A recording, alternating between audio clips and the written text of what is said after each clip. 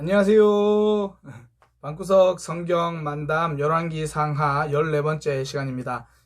열왕기 상하를 통해 말씀이 삶의 기준이 되어야 되는 것을 우리가 함께 계속해서 배우고 있습니다.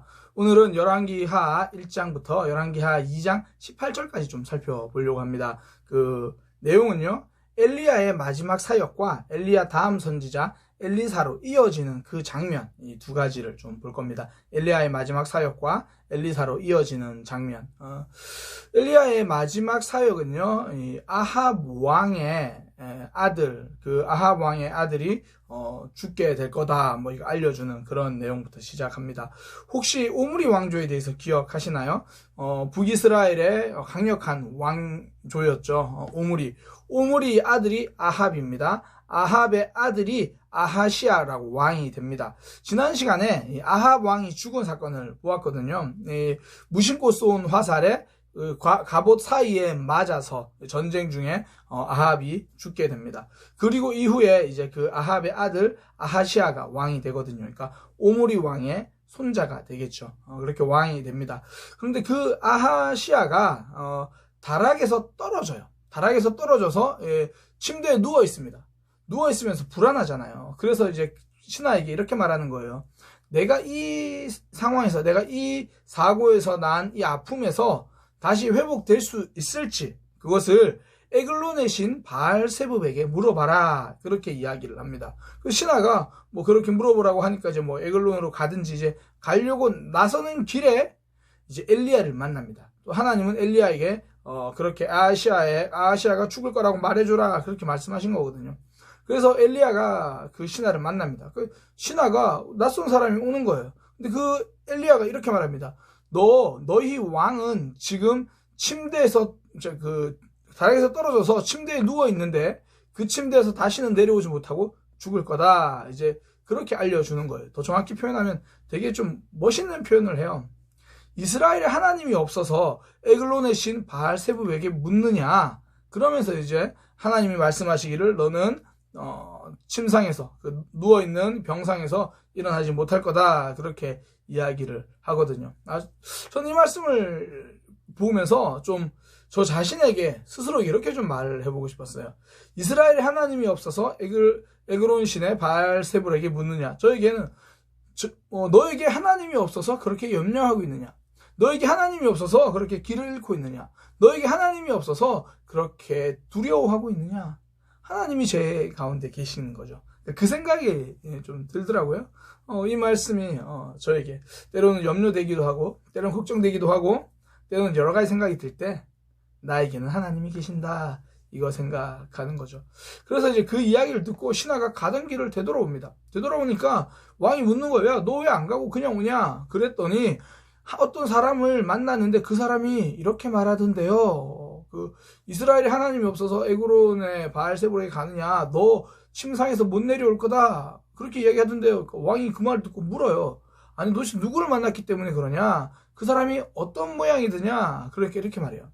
그 사람이 털이 많고 허리에 가죽띠를 띠고 있던데요. 허리띠가 가죽끈으로 허리를 질끈 묶고 있는 사람이던데요.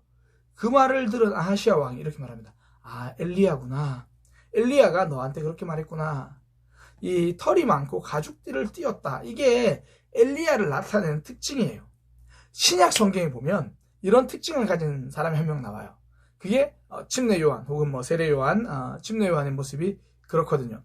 침례 요한이 그 털옷을 입고 가죽띠를 띠고 성경에 그렇게 기록한 이유가 엘리야를 생각나게 하려고 하는 거예요.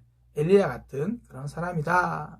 잠시 뭐 그런 이야기를 이제 하고요. 엘리야의 모습이 그렇습니다. 왕이 그 이야기를 듣고요. 이제 엘리야를 잡으려고 사람을 보냅니다. 50명을 보내요. 그러니까 군사 50명을 보내요. 50명이 왔는데 그 하늘에서 불이 내려가지고 그 50명이 다 죽어요.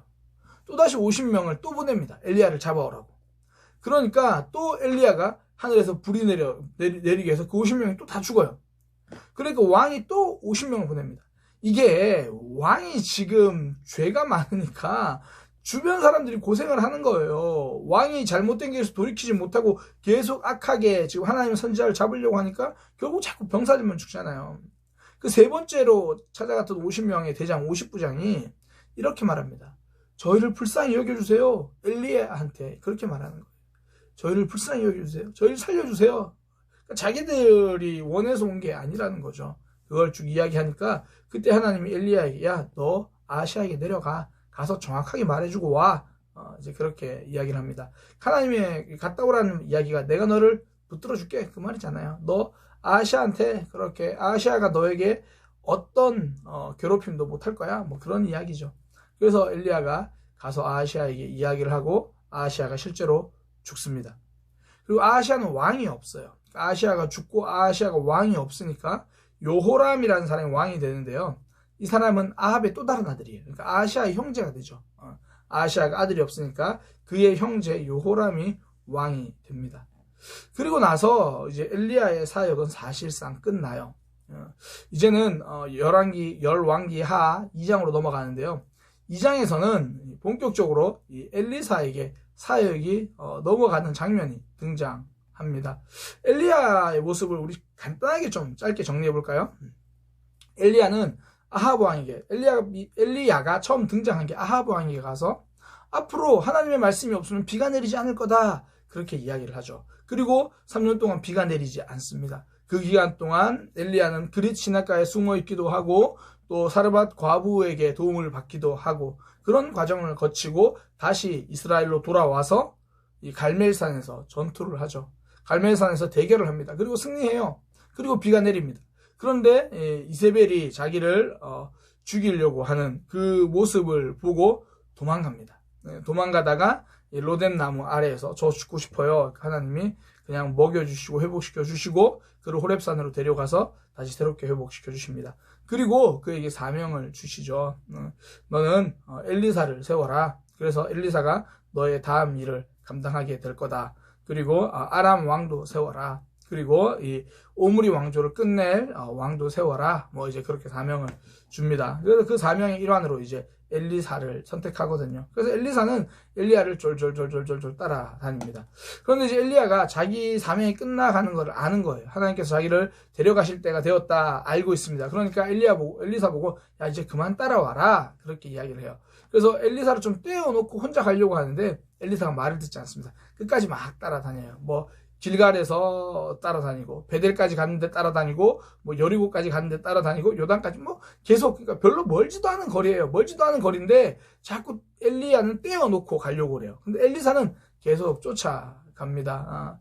그러니까 예를 들어 성경에 이런 표현이 있어요. 엘리야가 엘리사에게 이르되 청하건대 너는 여기 머물러라. 하나님께서 나를 베델로 보내시리라. 그러니까 엘리사가 하나님께 맹세하건대 나는 당신을 떠나지 않겠습니다 하고 계속 이제 떠나는 거죠. 저는 이걸 보면서 엘리야가 왜 그래 엘리사에게 따라오지 말라고 했을까? 뭐 수고롭게 따라오지 마라 이런 것도 있을 그런 의도도 있을 거고요. 또 하나는 엘리사가 과연 이 사명을 잘 감당하고 끝까지 함께할 건가? 뭐 그의 마음을 뭐 시험하는 걸 수도 있겠죠.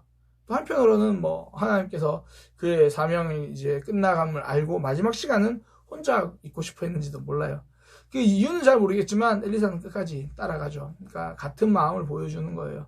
끝까지 충성, 뭐 엘리야를 떠나지 않겠다, 사명을 놓치지 않겠다, 뭐 그런 거겠죠. 그렇게 이제 엘리야를 떠나지 않으니까 엘리야가 물어요. 야, 너 왜 자꾸 날 이렇게 따라다녀? 너 원하는 게 뭐야? 그랬더니 엘리사가 이렇게 말합니다. 저는 하나님이 당신에게 주셨던 성령의 역사의 2배의 역사를 그렇게 할 수 있는 선지자가 되기를 원합니다. 그러니까 이제 엘리야가 와, 너 정말 큰 거, 너 꿈이 크다. 그러면서 그거는 뭐 하나님이 하실 거야. 그렇게 하죠. 그런데 이제 하나님께서 실제로 이루어 주시죠. 마지막 이제 엘리야가 그 죽는 장면에서요. 이제 엘리야가 그 요단강을 건너갑니다. 엘리야가 요단강을 쫙 건너가는 그 장면. 꼭 모세와 여호수아가 생각나는 것 같아요. 그리고 나서 회오리 바람이 와서 엘리야를 하늘로 싹 데려가 버립니다. 이게 뭐 하늘나라로 올라갔다 그런 의미는 아니고요. 회오리 바람이 싹 그를 사라지게 하는 거예요. 이게 대부분 그 당시에 뭐 아직도 바알과 아세라가 뭐 구름을 관장하고 바람을 관장한다고 생각을 하고 있는 그때에 그게 아니다. 이 사람이 바로 하나님의 사람, 바람도 다스린 하나님의 사람이 함께했던 사람이다. 이제 그런 거죠. 그래서 슉 이제 바람을 타고 엘리야가 사라집니다. 그 모습을 이제 보고 엘리사가 슬퍼하죠. 아, 이제 엘리야가 마지막 사명이 끝났구나, 이제 죽는구나 생각을 하고 막 슬퍼서 울어요. 울고 다시 이제 일어나서 자기도 그 사명을 감당하기 위해서 다시 요단강을 건너오는데요. 그 요단강을 건너올 때 이 엘리 그 옷을 이제 요단강으로 이렇게 축축 때리면서 그 갈라져요. 그 요단강이 갈라지고 다시 오는 거죠. 그러니까 처음에 엘리야가 그 강을 건널 때 엘리야가 엘리사와 함께 요단강을 건넜잖아요.